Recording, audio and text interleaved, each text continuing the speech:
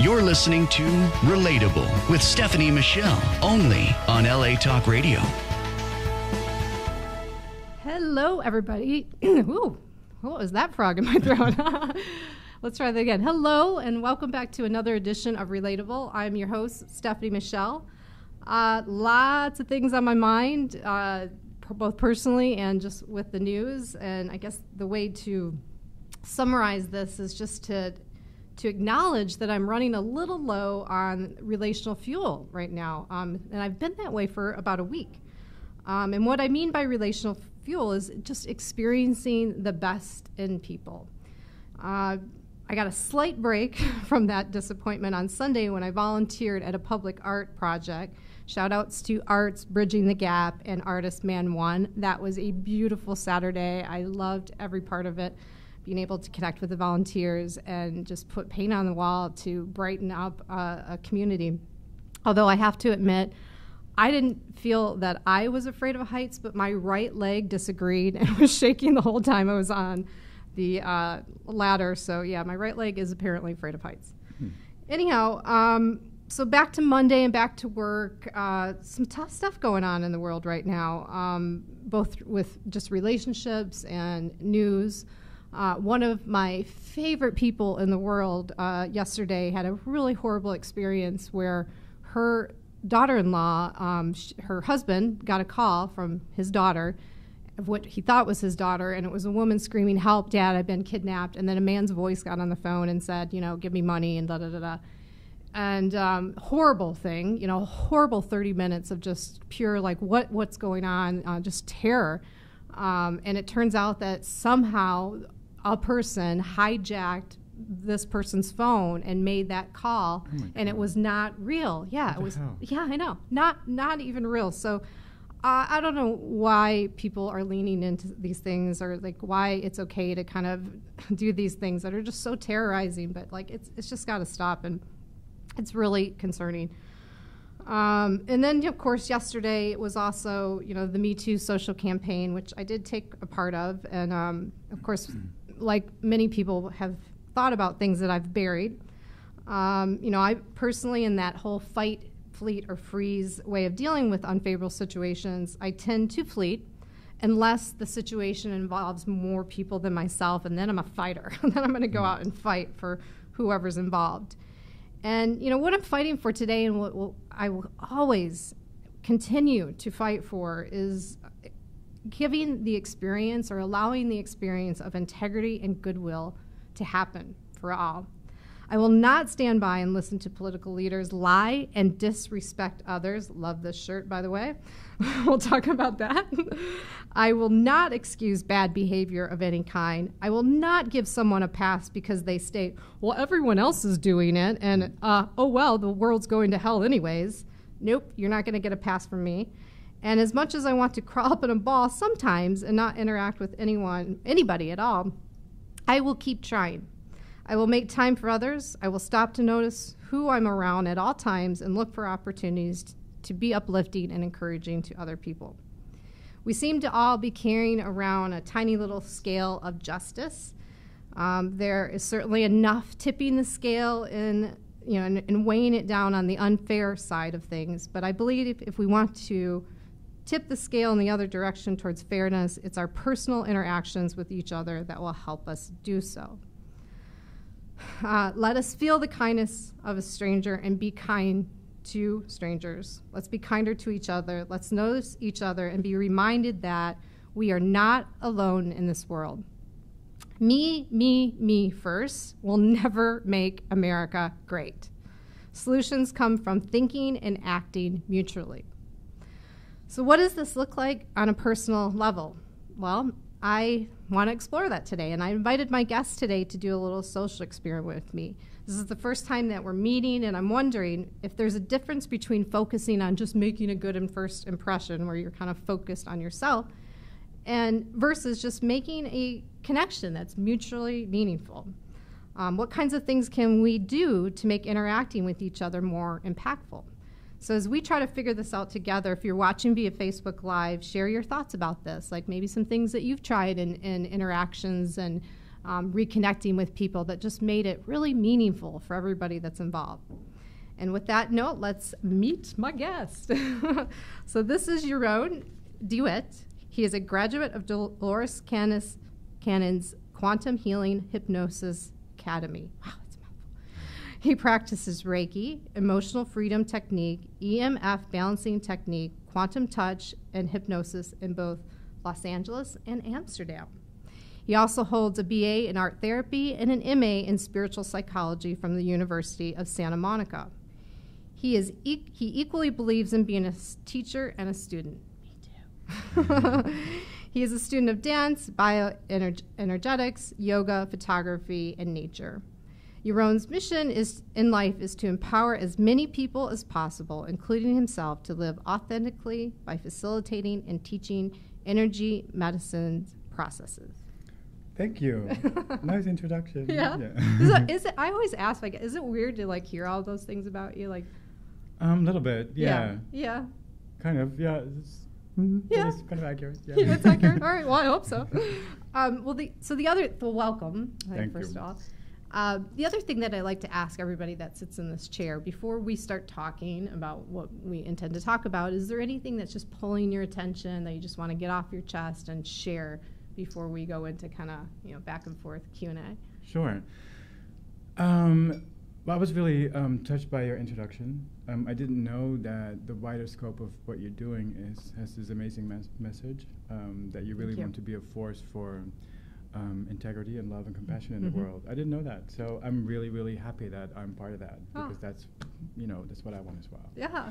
So that's what I want to get off my chest, and I'm a little camera shy, so Don't worry. That's what's on my mind as well. It's a tiny camera, so I know, it's not that intimidating. More times I hear from the guests that this is like, the microphone. Yeah, it's like, what is that? I'm leaning in. Yeah. But it's fine. It will be your best friend by the time we're done. Okay. Yeah. Looking forward to it. I guarantee it. So just on this topic of like meeting people for the first time, like what runs through your mind when you're about to meet someone that you've never met before? I don't know. It kind of depends on the setting for me. I don't really think about it that much. Usually, like, say, if I were to meet a client for the first time, then I'm just usually very excited about getting to know somebody else and to be made part of their life. Yeah. So I'm just a really curious person. Yeah. And I want to find out, like, what makes them tick. Not just in what's going on for them in their lives right now, but also their experience of themselves as they're going through it. Yeah. Which is what's on my mind. I can relate to that. Great. Yeah. Off to a good start. I feel like there's going to be a lot of things. We also shared privately before we started. Sometimes we'll do a sound check and I go, "What did you eat for breakfast?" He goes, "Banana." I was like, "I ate a banana."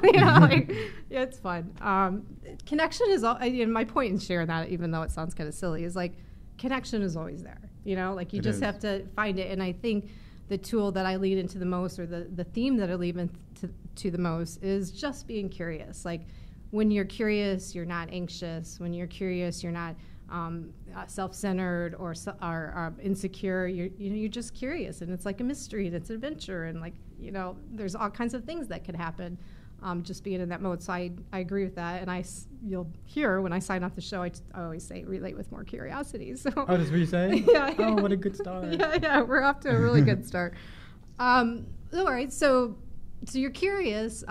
What kinds of things make a connection, or make it like an instant connection where you're like, oh, this is going to be like, I'm going to like this person. Like, I already feel good about this. For me, it's when somebody is authentic. So both in their the content of their conversation, but also in their physical appearance. Not appearance so much, but in their the way they are in their body. Like if somebody's all like locked up, and it can be a I'm empathic, so if I pick up on that, it kind of I have to fight through that myself. But if somebody is authentically present, also in their physical beingness, then I find that really easy. And laughter, of course. Yeah. Humor. I think, when we find humor in places, we can take it a little distant from it. Yeah. And look at it with more compassion. Yeah. That's what I think. I agree with that. We talk about authenticity quite a bit on this show as well. For people that are listening, go, well, what does that really mean? Like, what does that, what does it look like? Can we elaborate on that? Like, what is it? What do you pick up on the most that feels like, oh, you know what? I think there's a layer here that I'm not getting to this person. Right. Through my work and through my own personal process, my own journey, we've been inundated with programming and messages from society, from peer groups, from culture, from religion, from politics, all those external systems that are in place in our society. And I think we've all, to a degree, allowed that to dictate who we are, and it's dimmed our light. And so what I see is authenticity when that light shines through. And in my work, this is what I try to do, and for myself, this is what I try to emphasize and facilitate. Yeah. And I will add to that, sometimes, I try to be as authentic as I possibly can be. But yeah, there's times where sometimes there's a barrier. It's more of a, I'm almost like, it's a shield. It's a physical shield, or almost a boundary that I feel that I have to put up. A shield, I think, would be a better word, because maybe I'm not ready to be authentic there's something going on that I can't share in the way that I'd like to, or, I'm focused on something else, and or carrying some of the things that you just said, like, oh, I just had this experience where now I have to act and be this, Right. So it's not always, sometimes people have to protect themselves. And so if you're listening and going, oh, I'm sensitive to this, the being authentic, I believe that sometimes we have to protect ourselves, but I also believe that we are our best selves. And when you said light, when we are our best selves, when we're just letting that be. Sure. And removing that stuff that's, that you feel that you have to protect yourself. Yeah, for. I think, if I may interrupt. Yeah, absolutely. It's a process. Yeah. I think it's a process, because I of course I relate to that. There's times where I feel like nervous or insecure, or, but I think authenticity is also, really what it is to be loving towards yourself. So that if you notice that you're nervous or insecure, acknowledge it and don't fight it. Just let it be there.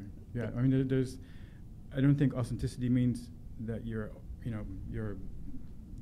showing the back of your tongue, or you're showing your soul at all times. That's a weird expression. It's actually very Dutch. Yeah, that's I was just gonna say that is not an American expression. Yeah, it's a Dutch expression that I just translated. Yeah. What is this? What is it? Showing the back of your tongue means like to show your innermost heart, or. What does it sound like in Dutch? Het achterste van je tong laten zien. I will not try to repeat that, but it sounded pretty cool. Yeah. I don't know where I was. It's okay. We're just talking about authenticity and I know where we can go with this. Back to kind of like what makes a first impression, or makes a first connection really good and authentic for both people, is like to actually share something like, hey, I'm feeling a little this, or like I just came from this. Yeah. Because most humans that I know, unless they're total sociopath, respond to that. They go, oh, I'm so sorry, or like, oh, you're feeling it. Oh, well, let's do this instead of that. Right. Being able to be vulnerable in whatever that is that you're feeling really creates connection very quickly. I totally agree. Yeah. Yeah. Vulnerability, I think, it's almost the same as authenticity, I think. Yeah. Yeah, I think so too. Yeah. So yeah, I do it as well. I share and I ask questions. Yeah. Yeah. I think that's good. So we talked about what makes an instant connection. So we've talked about that in great lengths now, just like feeling feeling someone's soul, feeling them like who they are. What do you, when you reflect on like what makes a friendship or connection last, what does that look like? Not to put you on the spot. I got to think about it because I think it has changed throughout my life. I have some friends that I've known very long, but then I've also got friends that just stay in my life for a while and then we kind of weave out of each other's lives. So it's mostly related to I think the processes that we're both going through and if that matches. Yeah. So yeah. Right now, I've been in LA for 10 years and I'm still sort of finding my tribe of people. It's growing. So yeah, right now it is dependent on if people, think along similar ways, have the same values. Yeah. And right now it is people that are on the path of authenticity and self-expression. Yeah.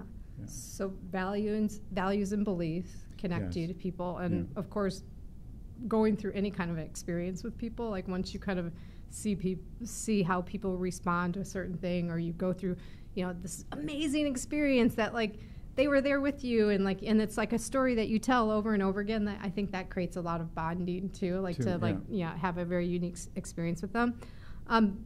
Let's go back. So I'm interested, and we haven't talked about this. So you've been here 10 years and you moved here from another country. What did that look like? When you first got here and you didn't know a lot of people, like where did you start to find your tribe? Like what did that look like? Okay. I had a really good time landing here. I know a lot of people find it really hard, but I just... Did you come to LA first? I did. Okay. Yeah. So I was just totally in love with the environment, with the climate, and it felt like liberation to me, being who I am and where I came from. I never really realized that I felt uncomfortable in the Netherlands. I always thought it was me, that there was something wrong with me. And then I came to California. I was like, oh, this is where my people are. So yeah, I fit right in, and it was really affirming for me. And what did that look like in terms of like getting my tribe? Did you go to like yoga studios, or like where did you start? What was kind of your go-to thing for meeting people? Well, at the time it was casual dating. Okay. Yeah. Was it like apps and stuff? Like no. Oh, totally. Yes. Yeah. Okay. Yes, it was that, and then online dating, and then I did get a relationship, and then I went to school, and that was a big help in finding community. In University of Santa Monica. Yep, that would work because everybody that's going to that school has similar values and beliefs. They're pursuing. People that went. Oh yeah. Great, Everybody that goes to that university, they share a very similar vibe. It's just amazing. Yeah, I mean, it's such a heart-centered place. Yeah. So it really allows you to connect with people at that level. And so that was it was like a warm bath of community that happened. Yeah. And there's a few friendships that came from it, but not a whole lot. But that really helped me to land and connect to the city. Yeah. Such a great city to connect to. It is. I agree. Because I just found out that you're not from here neither. No. I grew up in Michigan. Shout out to my Michiganders. Hey. And then I spent 10 years in Texas, so shout out to my Texans. And most of my family are in Texas, except for my mom and my stepfather are in Florida. So shout out to what do you call Florida people? Floridians? Floridians? Yeah, Florida. I'm not doing that very well. Just shout out to my... Ask the immigrant. Ask the immigrant. But yeah, so for me, what I can relate to and what you shared, I know a lot of people say a lot of derogatory things about California and Los Angeles in general. And for me, I came out here just to visit a friend, and when I saw like the nature aspect of it, I was just blown away. So at that time, I lived in Texas.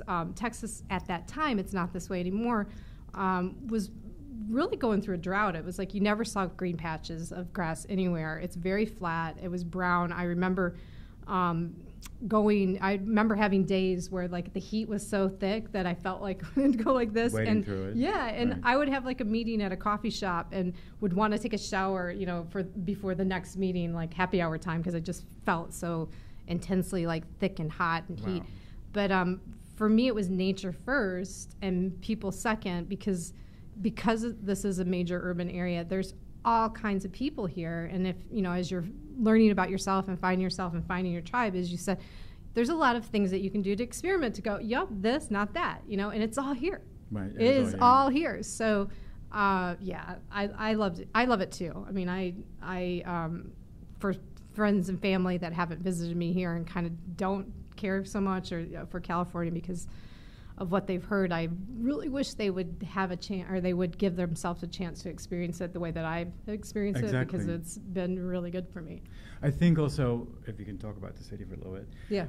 Like when I have friends coming in from a different country and, they ask me like, what can you show me? I'm like as a tourist, there's not such like big, impressive markers for them to go. Yeah, I mean the Hollywood sign, I don't know. Yeah.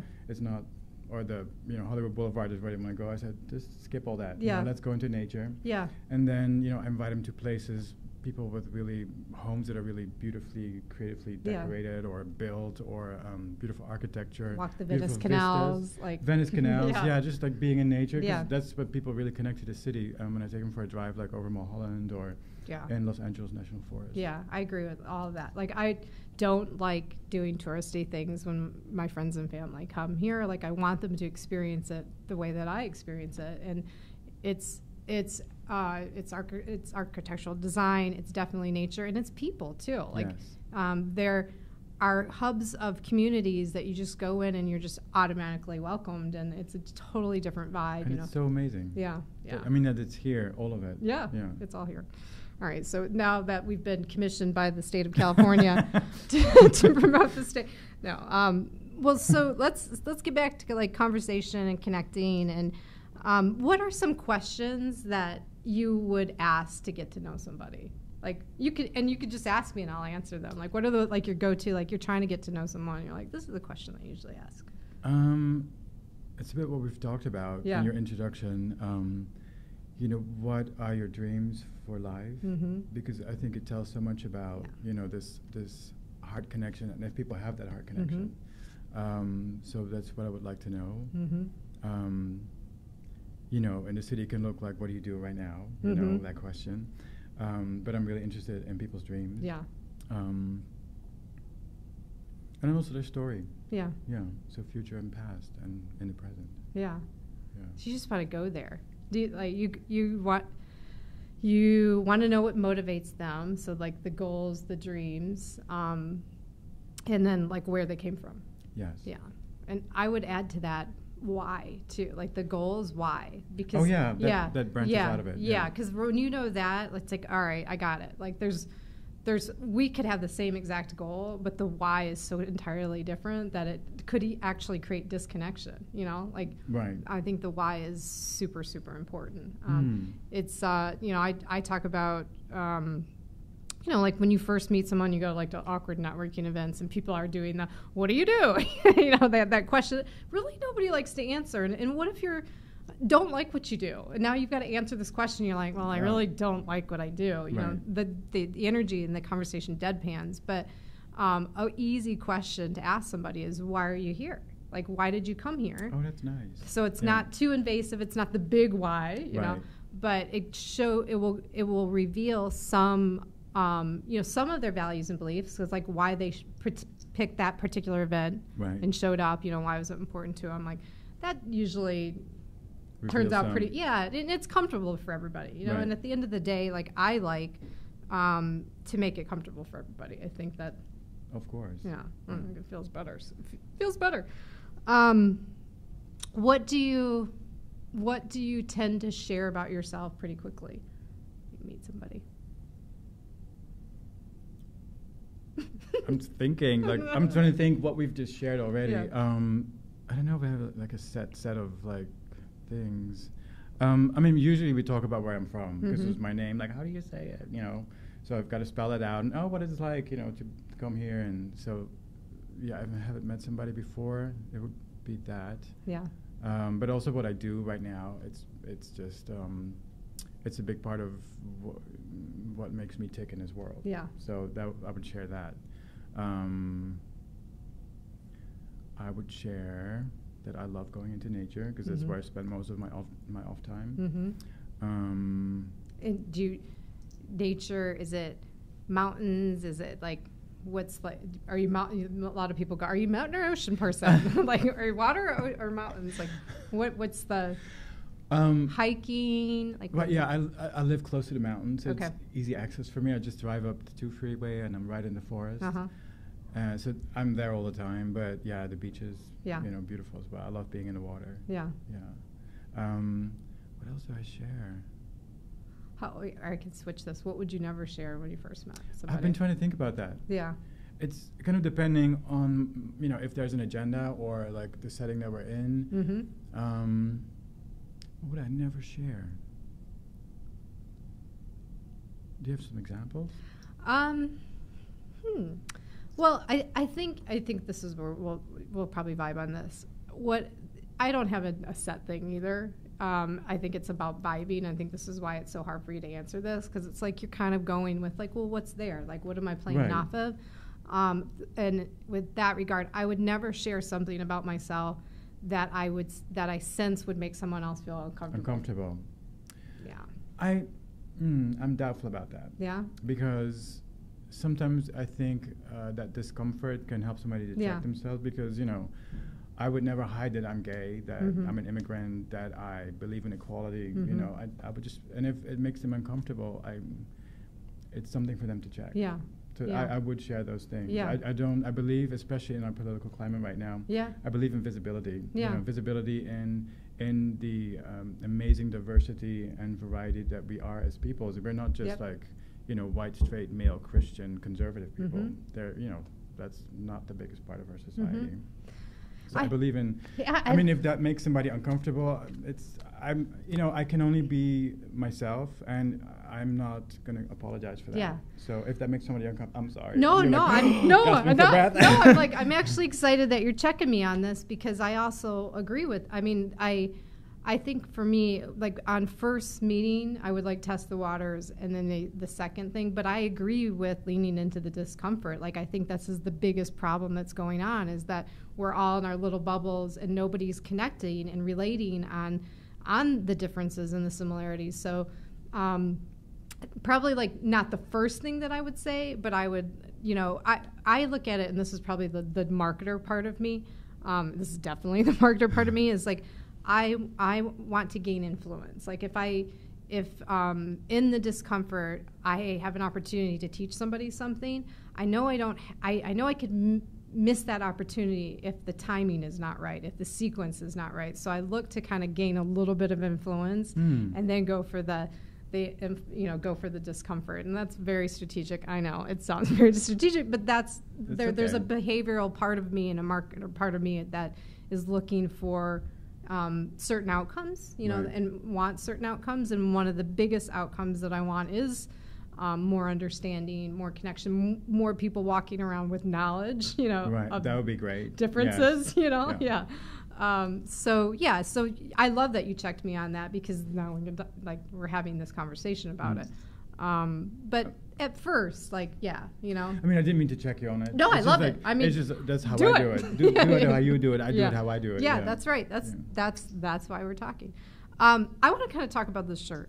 This is a good thing. So this, to me, I talk about conversational fashion. Like, I believe that we now are in a time where we need to wear things that stand for something, because we want to talk. Like, ask me about this. Exactly, right? visibility. Yeah.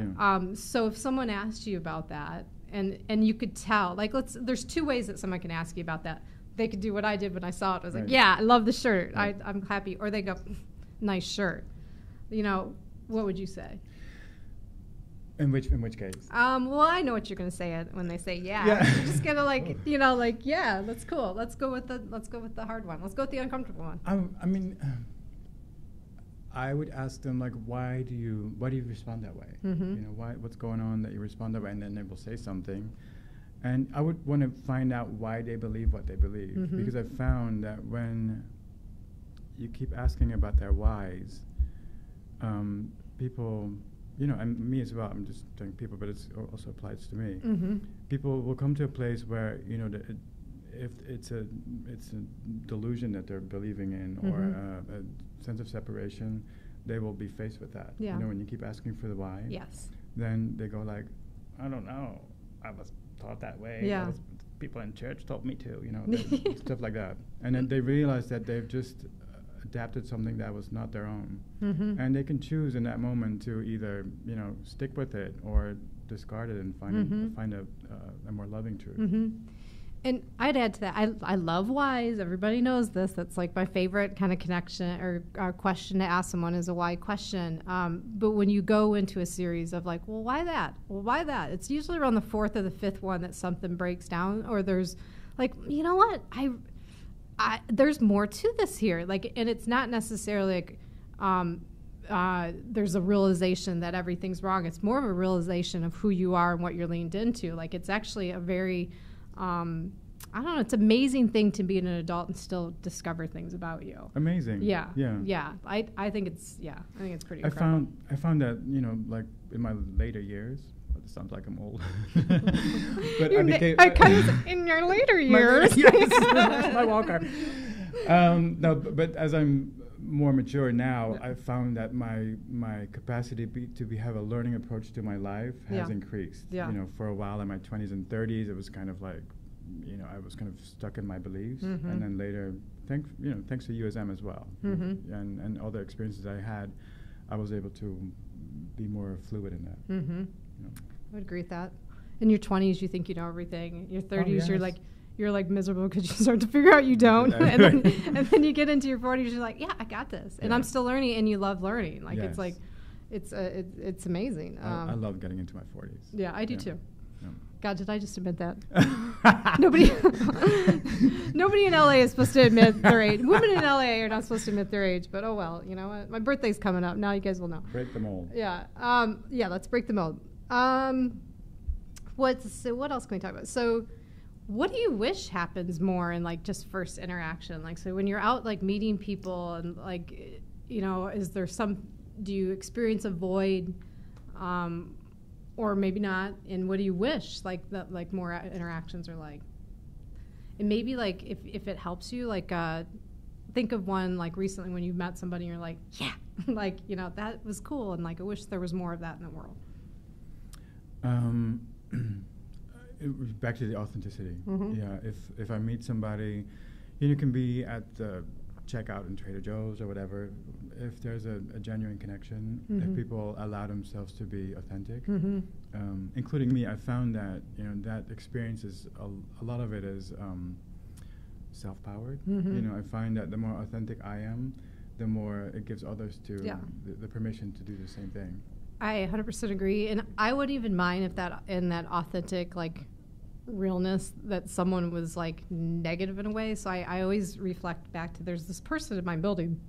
I live downtown LA, and every time I see her in a distance, I catch her micro glances, and her micro glances are saying, "Oh, it's her again." That's what she's saying to me.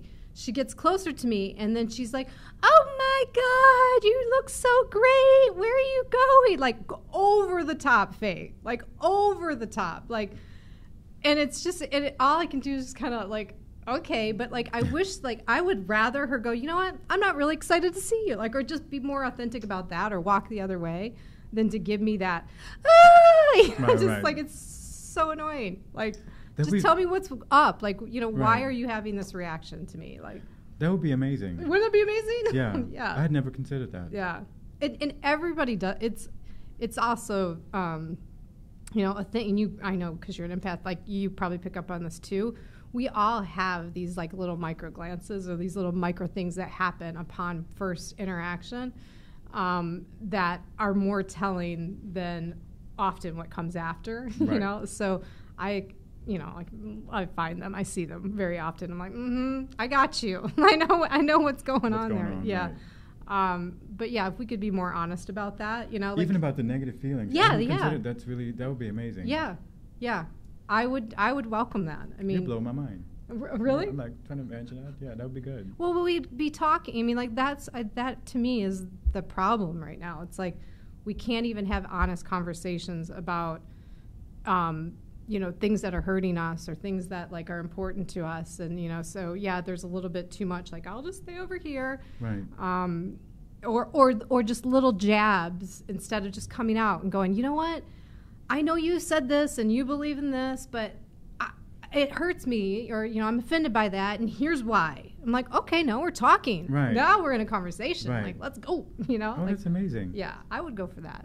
So hey, That'd be amazing. I wish the person in my building was listening, but I know she's not. Maybe she's my most loyal fan. No, I doubt it. I doubt it. But yeah, I would love that. Because I'm thinking it would also relieve us from our stories and our own, our own sort of, what's the word, like ruminating our own self-judgment. Yeah, well. You don't have to project because there's people already saying like, what the hell's up for them. Right. Yeah. Well, and perception is usually wrong, too. Yes. Like there's so much to learn when, like, if this person was able to say, well, there was this thing that you did this one time and I took it as this and I have a chance to go, but that's not at all what was going on. Like, again, now we're talking. Now we're like, we have the ability to actually authentically connect because now I can say that, well, this is actually what happens. And the other thing that's just in my mind, I don't know how to work this in, is like, I wish every person, like if I had a wand, if I had a relating wand, I would wish for everyone to have the ability to know their own role in it.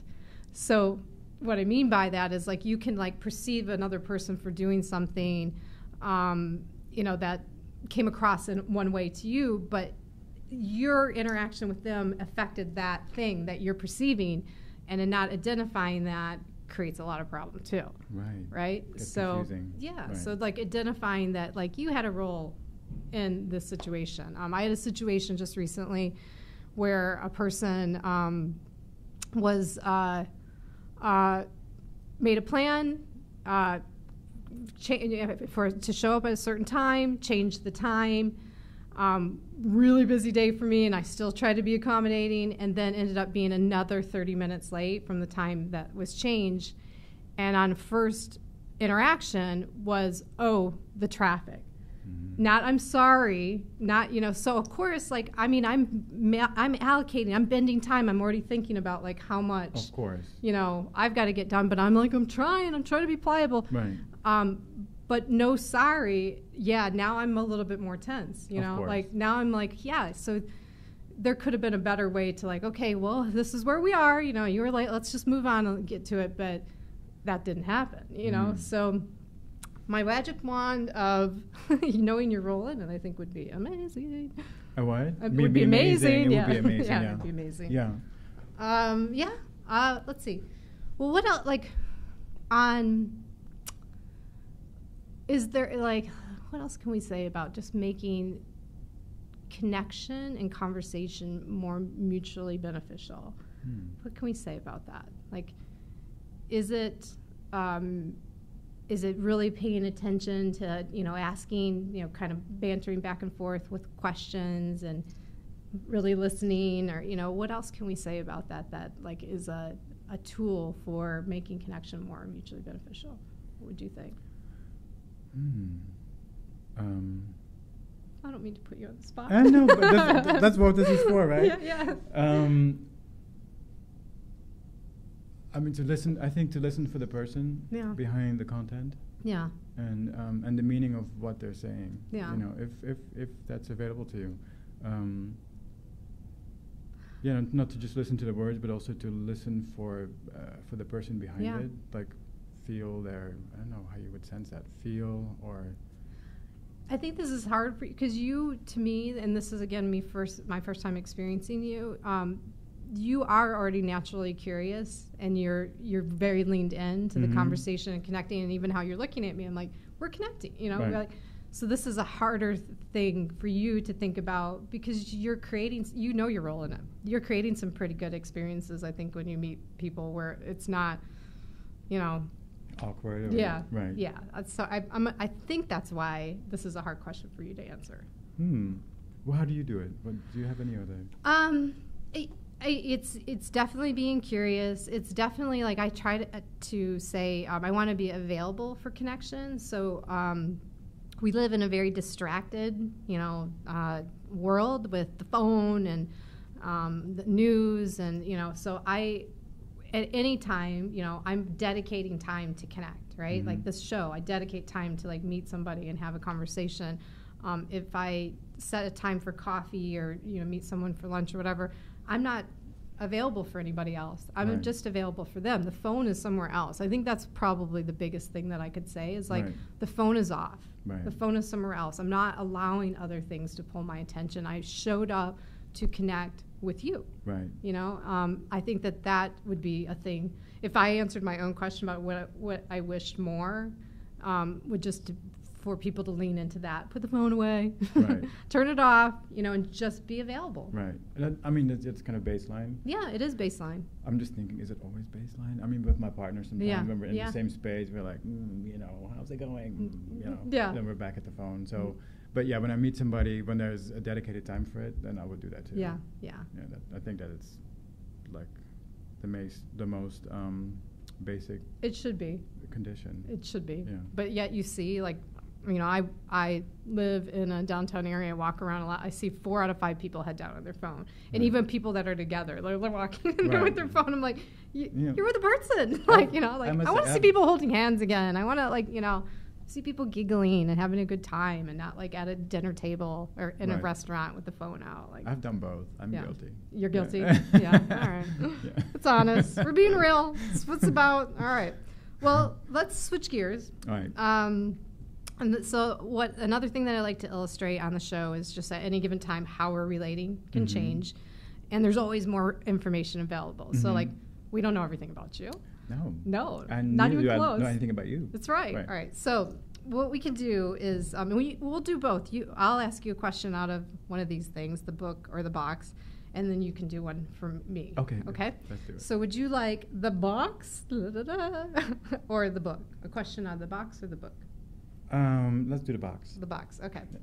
Yeah. This box is called Not Your Mother's Dinner Party. Oh, I like it. They're kind of, they're silly. They can be silly. All right, let's see, what do we got? Oh, shit. All right. Try not to be political on the show, but you know, sometimes it happens. Which non-politician would make the best president, in your opinion? The best president. Ooh. See, I'm really bad with, like, names of public figures and... You could maybe start by saying what characteristics they would embody. If a celebrity doesn't come to mind. Or maybe it's just your grandma. Or like somebody, you know, you're like, no, it's not that. That was a very clear no. Not that. I mean, she's no longer alive, but yeah. Let's see. A president.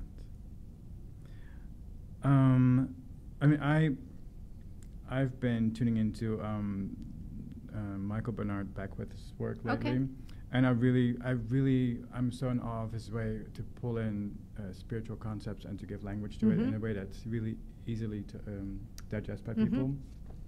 He's the first one that popped out. Okay. Because I go to his services sometimes at Agape, and I'm just always in awe of the how his message is integrated in society. Is not just on the spiritual level, but it also includes political and foremost personal and authenticity as well.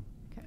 So that's the first one that popped out. Yeah, that's a good one. For people that are listening that have never heard of Michael, I'll share a link. He runs a church, or it's a spiritual community here called Agape, and he was involved in The Secret, the documentary The Secret. Yep. So I'll share that if anybody's interested. But yeah, I've been there too, and he's a great speaker and very inspirational. I agree with that.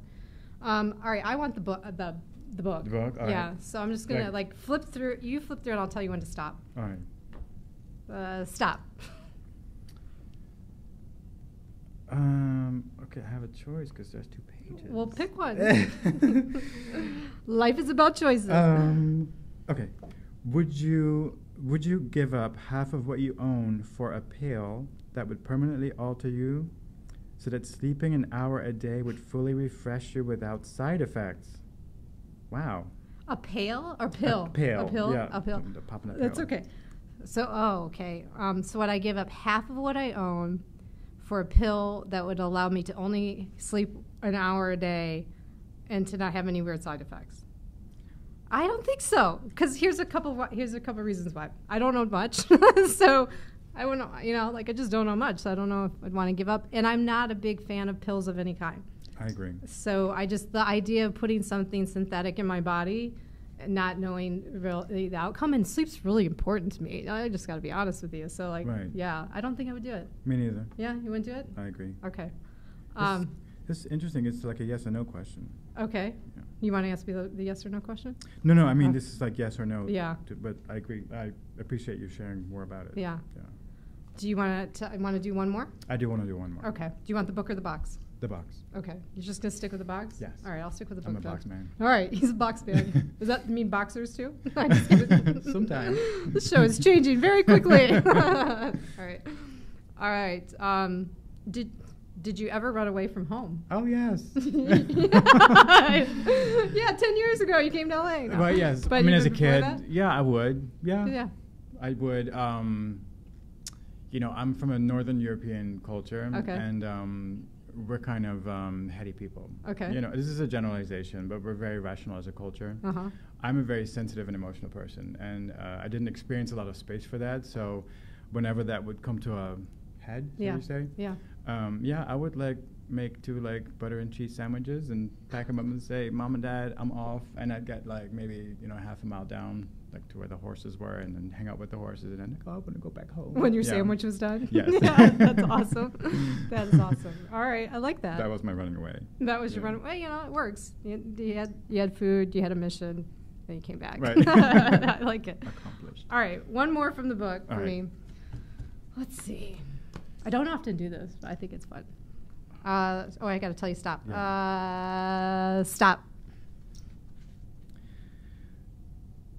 At a meal, some people start belittling a common acquaintance. Would you stand up for the person if you felt the criticisms were unjustified?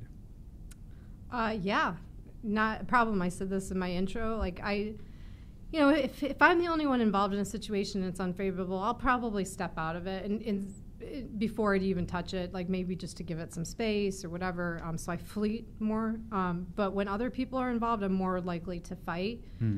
If it's a dinner party that I'm hosting, I would want, good energy and good vibes and stuff. So I would, take people aside. I believe in, I think it's a Boy Scout thing that you praise in public and then you discipline in private. So I wouldn't, take this person right there with everybody and say, stop doing that. I'd probably pull them aside and go, hey, I don't know what the issue is. Can it wait? Right. But yeah, I wouldn't allow that to happen. That's a very caring way of doing that. Yeah. Yeah. It's a Boy Scout way, I think. I don't know why I know that this is a Boy Scout thing, but it's in my mind that it's a Boy Scout thing. So. I think it's very caring. Yeah. I think it's I'm not sure if I would do that. What would you do? I'm probably make it a discussion. Yeah. Yeah. Yeah. Well, why?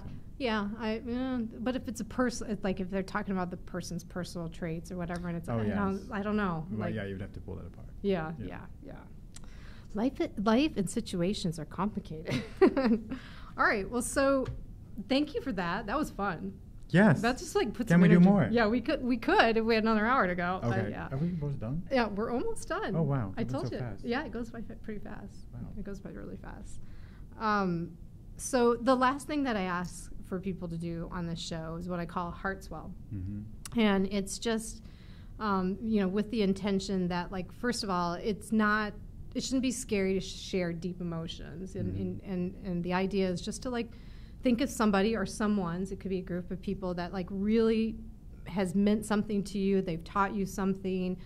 They deserve a shout out. They deserve, some deep-hearted, feelings and acknowledgement. So just think of someone and then just say that to that person, that, hey, I just want to acknowledge you for da-da-da-da-da. Does someone come to mind?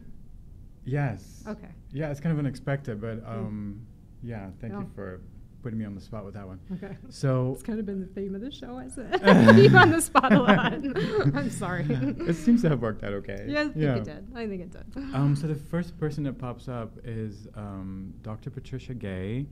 She started out as my therapist. I had lost my partner and needed help with working through some PTSD as a result of the loss that I experienced. And throughout the years, she's been such a force for this authenticity that we've talked about. She was able to help me to uncover that. And so, just I'm talking to her now. Yeah, talk to her. Dear God in the headlights. I want to thank you for your loving support. It's really, it's really surprised me how much of it was available to me, and that was so helpful. In the beginning, when I first started working with her, I could call her anytime. which I didn't, but I did call her when I needed to. And that support, to have that there, was really helping me to cement my own sense of self-worth and value.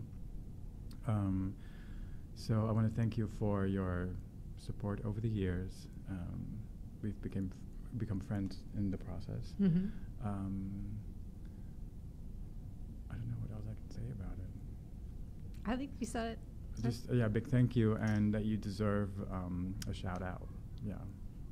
I think that's all you have to say. I like that it's your therapist that you're shouting out, because I believe that should be more of a thing that people do, and not have like some weird thing about and we need the connection and the help from others, and we need people to run things by, and I think it should be like standard. I do too. Like, you go to school, you get a life coach, you become an adult, you get a therapist. Yeah. That should be part of our... We go to the gym, we get a trainer. Like, exactly. Like, what's the difference? Like, we work out our bodies for some optimized result. Like, why not this? Yeah. Yeah. And I think it helps people to uncover that authenticity. I agree, 100%. Well, is there anything else that you want to share or ask me? We're almost to the end here. Like, how was this for you? It was new. I've never done this before. I've noticed that I had like a dual awareness. Like, I was interested in you, but also kind of aware of all the lights and the stuff going on around us. Yeah. And so I would like to know more about you. Okay.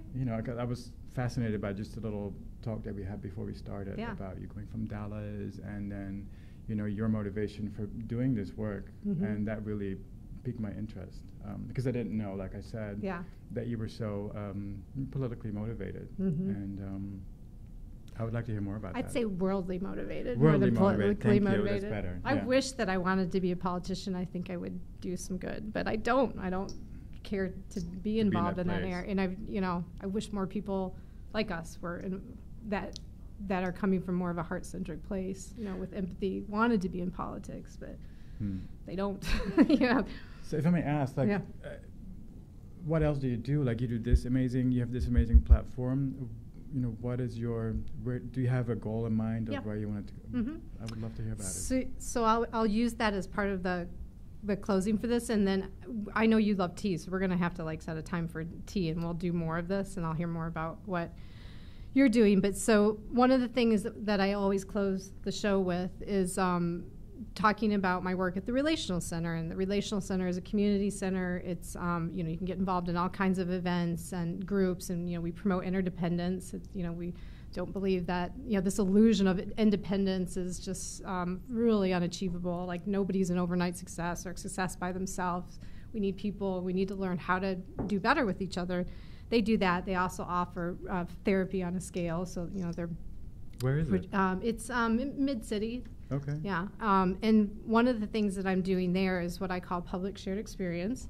I do it once a month, and it's an event where people that are feeling disenchanted, not feeling connected with each other, get a chance to have like a relational shot of energy. And what it is just a bunch of strangers in a room, and putting them through a certain sequence of exercises to warm them up to each other, and then at some point I ask them to share something, like whatever's there, to somebody else, like a compliment, like, I sense this about you. And it is so That's beautiful. Amazing.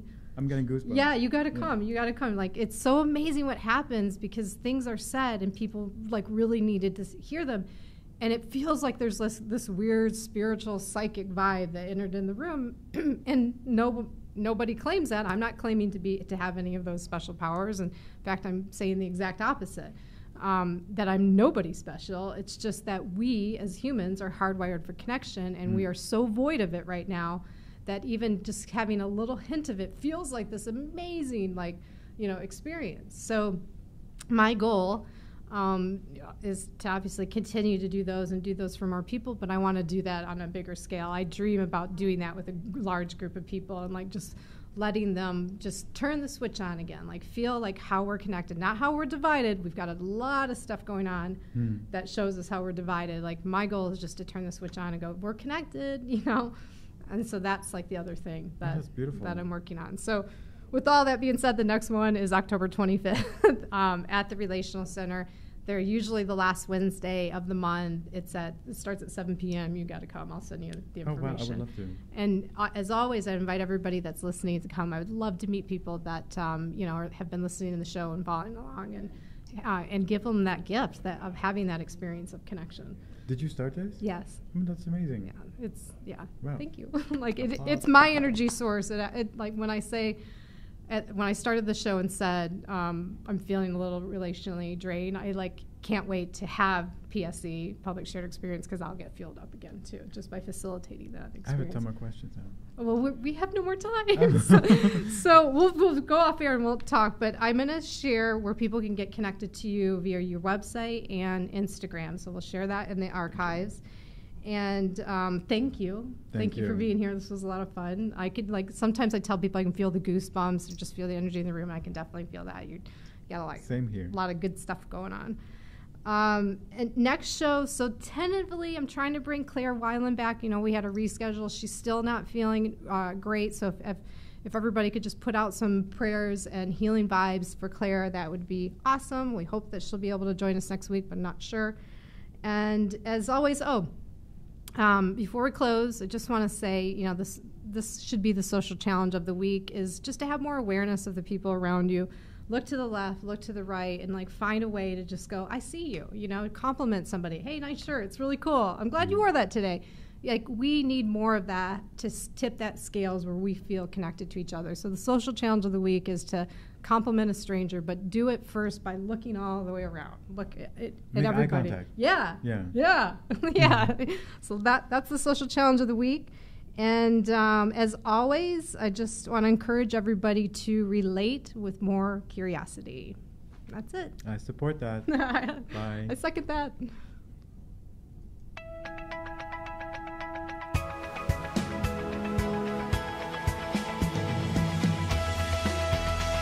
You're listening to Relatable with Stephanie Michele, only on LA Talk Radio.